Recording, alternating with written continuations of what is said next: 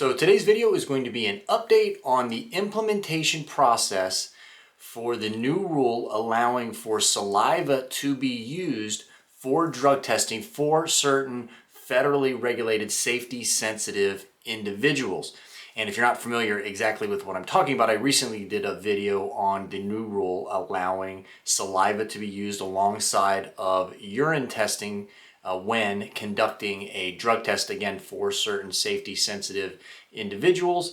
And if you have not yet already, please check out this video if you want more information about the new rule. But this is going to be the update video. I promise to make update videos whenever a new update came from the FMCSA or the federal government about the implementation of this rule, and that is what we are going to do today in this video. So as soon as this new rule was announced, I immediately emailed the Department of Transportation, and usually I will get a response pretty quickly. I do email them regularly with questions about certain standards, and I just got a response, and basically my question was, how long is it going to take to implement, and so on and so forth. And as many of you probably already know, this rule officially went into effect on June 1st, so a couple of days ago as of the posting of this video. So does that mean that now saliva can be used? No, it does not. Unfortunately, again, there is a process to implement this new rule, and one big hurdle to jump over, which I did mention in that previous video and is addressed in this email. So now let me just read directly from the email, and then I'll give you my thoughts about this response and where I think we're going to be headed in the very near future. All right, so this email was directly from the U.S. Department of Transportation, the Office of Drug and Alcohol Policy and Compliance, and I will quote it, quote, "The laboratory certification process typically takes approximately 3 to 6 months from the time an application is received. Health and Human Services will release laboratory information once applications are submitted.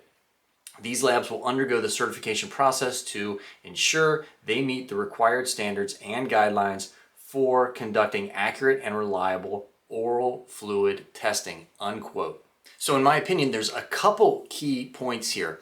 One, and I was a little taken back, although I guess I should not be surprised, we are dealing with the federal government, but 3 to 6 months after at least 3 to 6 months after the point where the rule went into effect, after the date, June 1st, where the rule went into effect, seems like a pretty long period of time to get a couple of labs certified. Again, I don't really deal in that space, know much about it, so I don't really know the process of getting a lab certified. But again, the rule went into effect June 1st, but it's basically like the rule doesn't even exist until this process happens.